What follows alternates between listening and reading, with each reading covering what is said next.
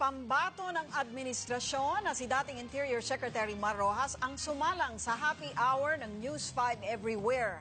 Ilan sa mga isyong ibinato sa kanya na sinagot naman niya ay ang problema sa traffic at infrastruktura, Freedom of Information Bill at alegasyon ng dayaan. Umakyong si Trish Roque. Coming home. Bilang dating Transportation Secretary, nagisa ng husto si Liberal Party standard-bearer Mar Rojas sa isyu ng traffic at transportation sa kanyang pagsalang sa happy hour ng News 5 Everywhere. Ayon kay Rojas, may mga proyekto namang sinimulan nung nasa DOTC pa siya pero hindi naman pwedeng instant ang mga kalsada. Nobody wants to be in traffic. Nobody wants to have people suffer through a 2-hour commute. No? Gets namin yan. No?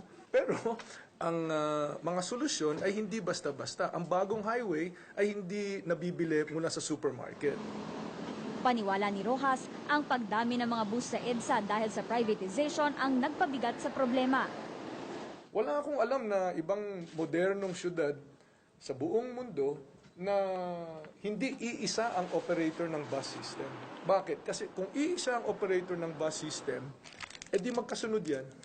Hindi kakain ng lane yan. Kasi whether ang pasahero ay sumakay dito o sumakay dito, iisang balance sheet o iisang profit and loss statement ang papasukan yan. Ang problema naman sa MRT, naman na daw ng Administrasyong Aquino. Nung nadatnan, itong mga sitwasyon na ito ay hindi madali ang solusyon. Dahil conceived in original sin, halimbawa yung MRT. Naungkat din ang pangako ni Pangulong Aquino na napako. Hanggang ngayon kasi hindi pa rin naipapasa ang Freedom of Information o FOI bill. Well, it's still not yet the end of his administration, so let's give him the time to finish his to finish.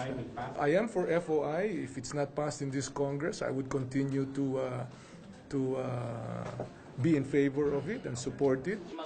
Pagdating naman sa panukalang ibaba ang income taxes, sabi ni Rojas, kailangan itong pag-aralang mabuti.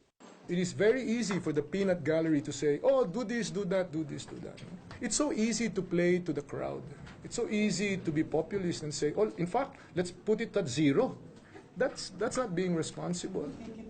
Muli ring iginiit ni Rojas na wala siyang kinalaman sa disqualification case laban kay Senadora Grace Poe at sa pag-atras ni Davao Mayor Rodrigo Duterte.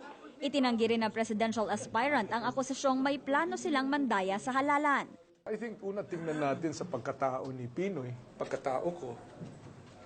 Magpapakasira ba kami para sa mga bagay na yan? Mas mahalaga sa akin ang aming pangalan, malinis na pangalan na dala namin at hindi namin itataya yan sa kahit anong mga bagay na tulad yan. Nang tanungin kung ano ang kaibahan niya kay Pinoy, wala raw. Pero mas pagbubutihin daw niya sakaling siya ang palaring maupo sa Malacanang. Precisely that, 2.0, right? I mean, as in all of these editions of software, there is always improvements and focus on problems that have emerged over the last 5 or 6 years.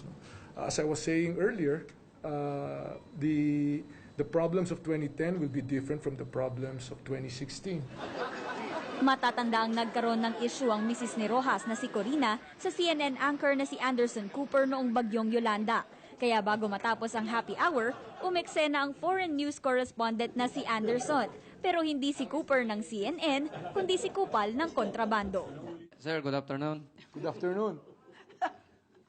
How is my best friend Corina Sanchez? She's wonderful and waiting for you to host you for dinner. Umaaksyon, Trish Roque, News 5. Be sure to come back. News 5 Everywhere. Copyright 2015.